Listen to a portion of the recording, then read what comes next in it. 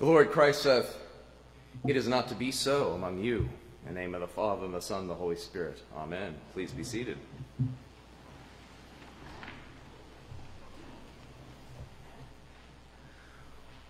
What makes a story turn out right? What makes a story turn out right?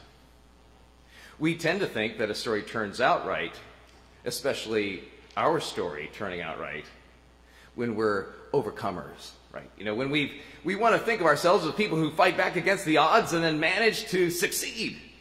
The story turns out right when the graph is going up and to the right over time. Right? That's when we tend to think a story comes out right. For those of you who are, film fans, there was a time when Hollywood, when they started telling stories that didn't come out right, like Bonnie and Clyde. You remember that movie? It's like, so some of those movies in the 70s, there's a time when actually they had the courage to tell stories where, everybody died in the end. But that's not sustainable. Then we had to have the 80s, right? So then in the 80s they remembered, oh yes, the hero blows things up and gets the girl and goes on to live happily ever after. That's the way we like our stories to end, right? The bad guys get blown up, or, dispatched one by one until you get to the boss. It's like a video game, for Pete's sake. It's like you work your way up to the main bad guy, and then there's finally a climactic, and then everything's all right in the end. That's how stories turn out well. The stories we pay to go see, anyway. The stories that distract us from the stories that we ourselves have to live, which don't always turn out that way. In fact, never turn out that way. I think this is why we recognize so readily James and John, sons of Zebedee. They want the story to turn out right for them. And of course they would say for Jesus too, for this movement, for this thing we're doing, whatever it is we're doing, Jesus, we're not really sure we get it, but whatever it is, we want it to turn out right. Teacher, we want you to do for us whatever we ask of you. Just says, and you have to understand that the irony is thick. The dark humor of the passage as Mark presents this is thick. Jesus says, what is it that you want? Of course, the irony is Jesus knows what they want, but he's going to make them tell him. Isn't that the, sometimes you just wish God would just kind of give us, it's like, no, you're going to have to tell me. You're going to have to spell it out. And I think this is actually one of the values of prayer, why God makes us go through the motions sometimes of prayer, because, sometimes when you say something out loud, it doesn't sound nearly so clever as when it was in your head. It's like when you actually tell God out loud what you want God to do for you, that wasn't really so noble after all, was it? Oh dear. Oh dear. We're human after all. So they say to Jesus, grant us to sit, one at your right hand and one at your left, in your glory. Now in Matthew's gospel, this phrase is changed from in your glory. Instead it says in your kingdom. So basically what we do is we can put together these two gospels and understand this is what they're talking about. What James and John are doing here they're evoking the language of the royal court. It's like, okay, we got it, Jesus. You're leading a messianic movement. You are redeeming Israel. We are down with that. And so let's redeem Israel. And what that means is that once we were on the ground floor of this operation. We bought shares when they were cheap, it was the initial public offering up in Galilee. We bought in early, and now when it comes, so we're going to be able to redeem these shares at the end, right? We're going to be able to, once this all turns out right, which means once we're large and in charge, once we get to make the world the way we want it to be, we'll get to be your faves. We'll get to sit at your right hand, your left. This is the language of the royal court, where basically those who were favored sat closest to the monarch, to the host. Of course, you have to remember that in those parties, the host and his special, folks would get the tastiest tidbits, right, up at the head table. So they were evoking the language of the court. They think that Jesus' glory, his kingdom, is going to be shown most clearly when they get to run the table. That's how the story turns out right. They get to finally correct all the problems and fix all that's wrong and redeem and kind of vindicate their own suffering with a victory over others through this movement that Jesus is leading. We recognize them because we still live in that world. It's called the world. They're acting like contestants on a reality show. It's like, okay, John, let's make an alliance, and if we go together to Jesus, he'll give us the immunity badge or whatever it is we want. We'll win the game if we work together here, and then we'll get what we want. This is something we recognize, these sorts of power games, the sort of world in which the loudest and most aggressive win. The squeaky wheel gets the grease. And you have to love it. I mean, it's just so accurate. I mean, we read this and it's like, oh, that's so true. And then the other disciples are angry at James and John. I think they're probably more angry at themselves that they didn't have the idea first. That's what I figure. It's like, God, the sons of Zebedee. It's like, they're so clever. They always beat us to it, don't they? This is so familiar to us, these behaviors. People who just kind of go to the head of the line and then get in. I mean, you just have to go driving on the I-30, I-45 exchange, and then you know that people who cut in, they get to where they're going. And then all the, poor folks who stay in the lane, will be waiting to get home. This comes immediately after Jesus has just told them. Jesus has been trying his best to coach them about how this is supposed to work, what they can expect. He says, right, that you're going to have to give away everything to follow me. You're going to have to put me first in your life. You're going to have to put aside those sorts of games. And then Peter, right, what Peter does is he puts forward his CV. He says, Lord, I'm just turning the page like one page back. This was from last Sunday, by the way, okay? So, it's just one page back, which is just like a breath in the reading of this text, if you were to read it from beginning to end. Peter says, Lord, look, we've left everything to follow you. So, in other words, what's coming our way? We've done what we think you've asked us to do, right? And so Jesus says, many who are first will be last, and the last will be first. And so what are James and John trying to do? They're trying to be first. Oh, goodness. How soon we forget, how easy it is to forget. And then what we don't read in the lectionary, what we've skipped over, is right after many who are first will be last and the last will be first, Jesus immediately says, he takes the 12 aside and began to tell them what was going to happen to him. See, or in the Bible, like, behold, in RSV sometimes, behold, we are going up to Jerusalem, and the Son of Man will be handed over to the chief priests and the scribes, and they will condemn him to death. Then they will hand him over to the Gentiles. They will mock him and spit upon him and flog him and kill him. And after 3 days, he will rise again. We only read that text once every 3 years. No wonder it's hard for you to remember. He's going to be tortured. He's going to suffer. He's going to be killed. That's how the story will appear to end on Friday and Saturday.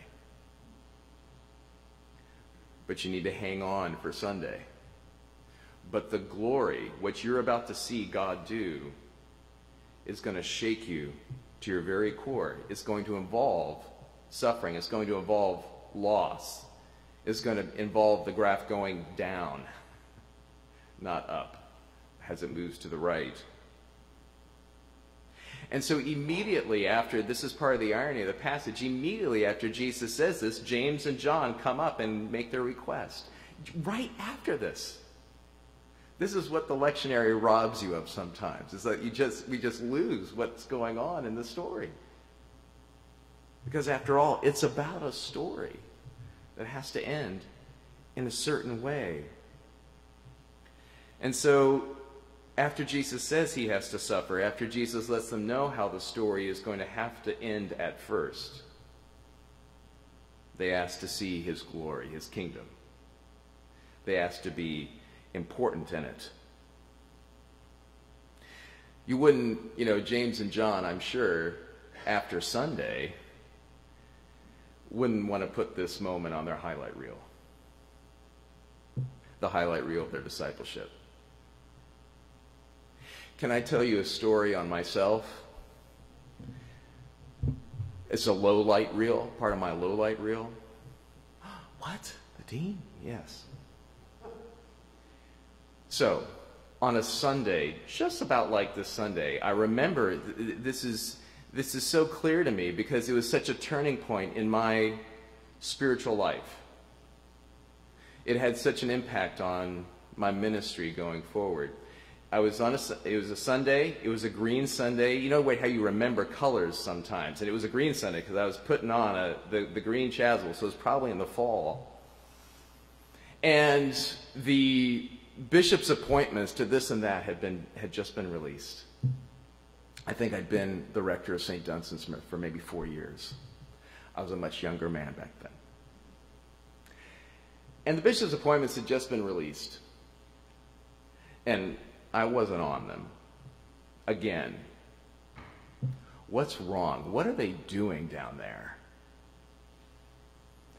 And I had a wonderful part-time associate named Father Bob Wells, who was such a good friend and mentor to me.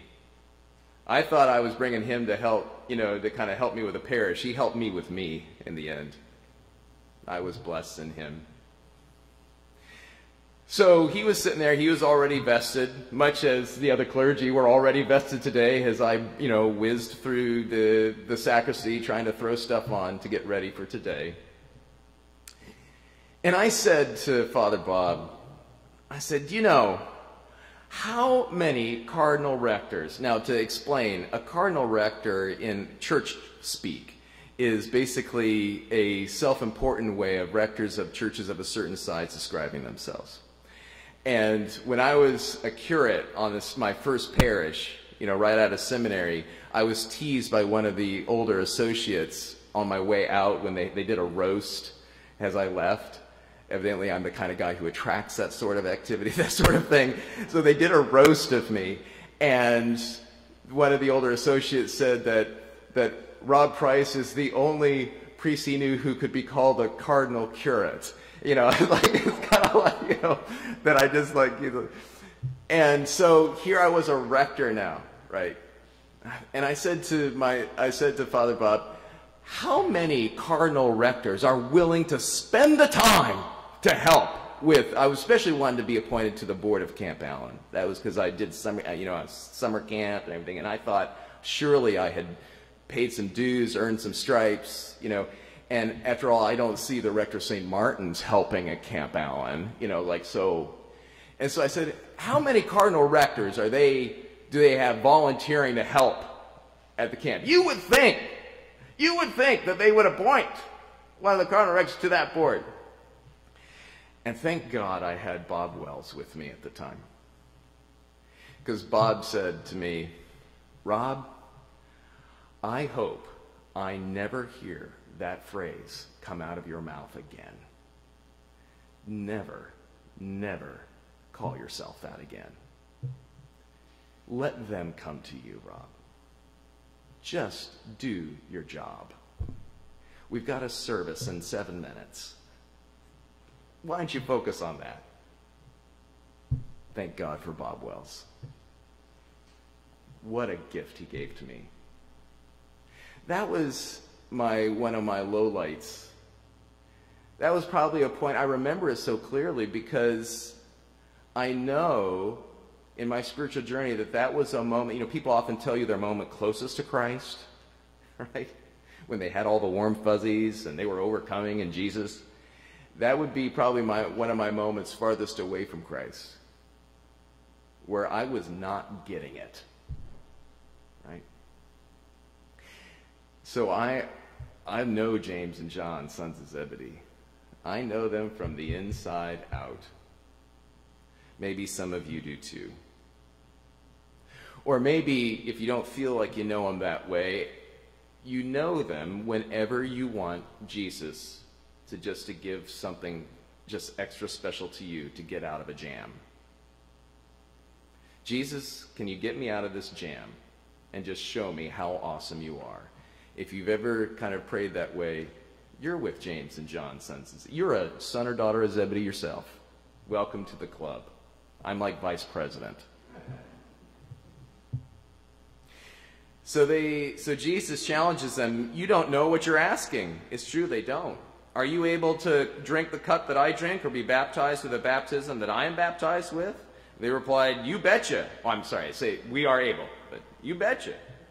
Then Jesus said to them, the cup that I drink you will drink, and with the baptism with which I am baptized you will be baptized. So far so good, James and John. Oh, like awesome. So we get it. He's kind of scolding us for asking, but it's one of those things where you scold us for asking and then you give what we want, right? It's like, we know that from our parents sometimes, right? But he goes on. To sit at my right hand or my left is not mine to grant, but it is for those for whom it has been prepared.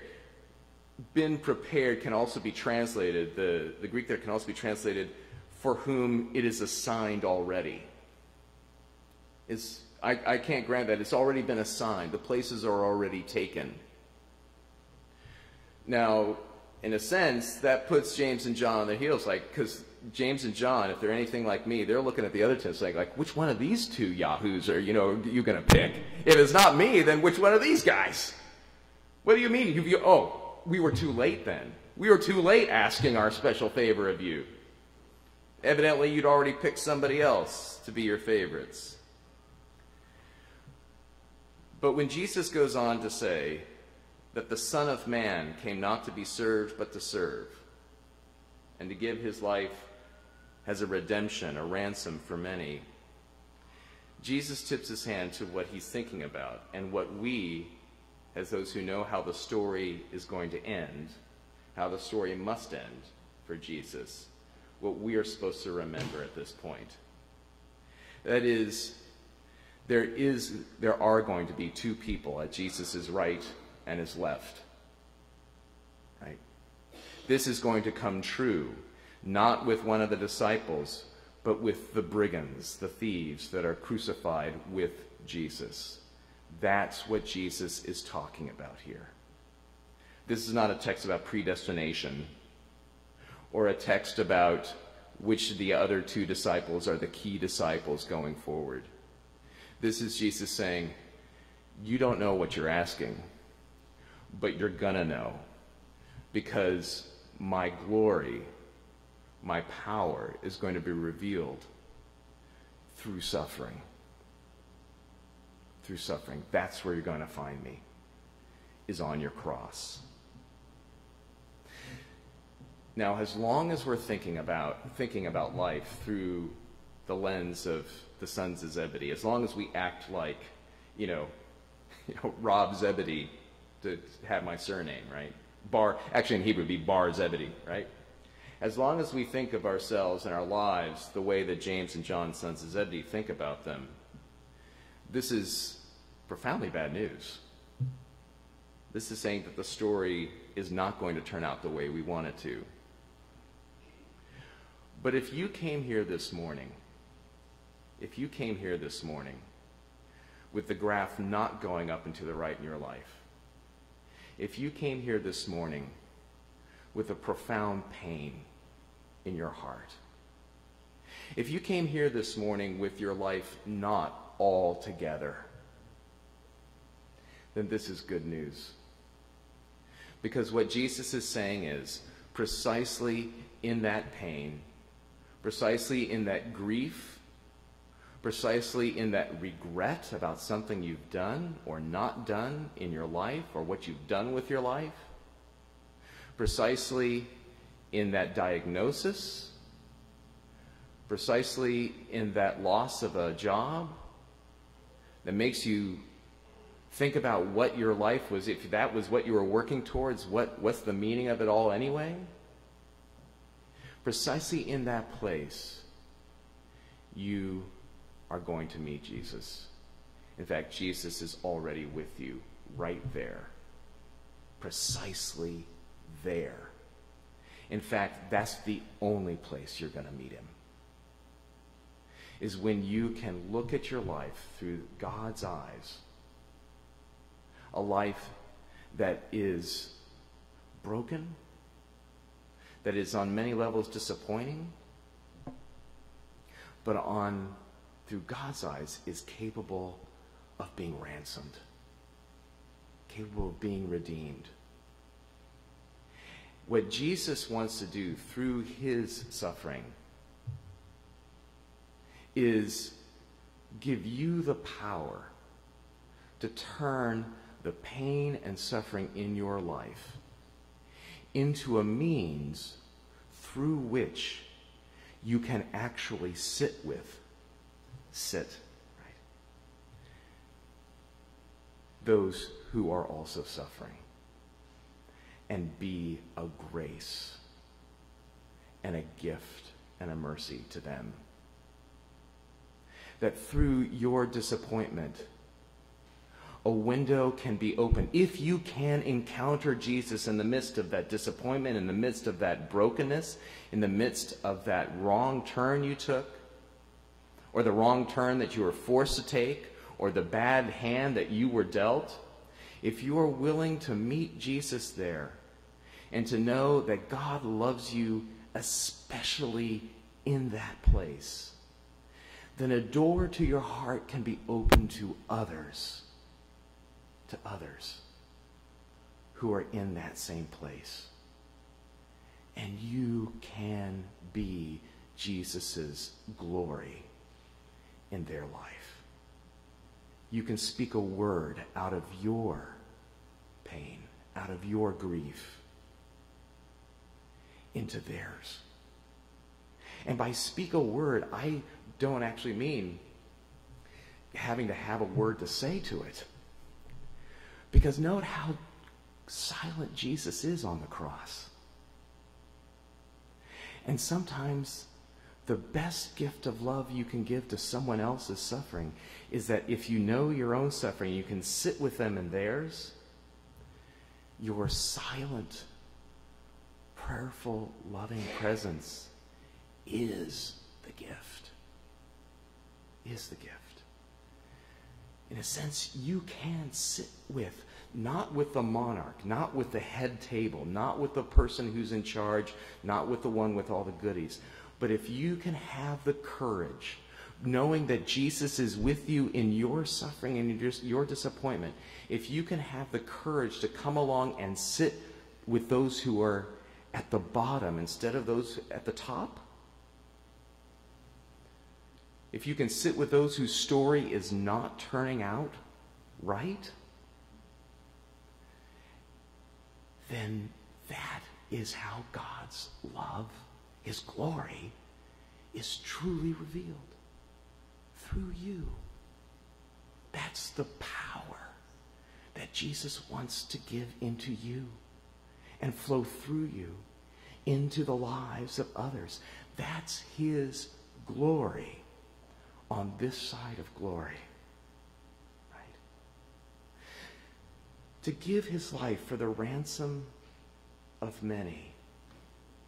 This is slave market talk, right? It's basically this is a technical word. To give his life ransom. The word ransom there is a technical word for the price, the money you would pay to take a slave out of the slave market.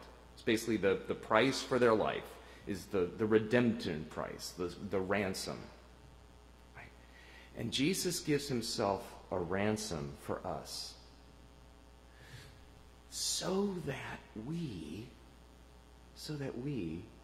knowing ourselves to be redeemed slaves, right? Knowing ourselves to be bought out of the tyranny of the many narratives that don't turn out right in our world, that we can then be God's way of redeeming others in that same place.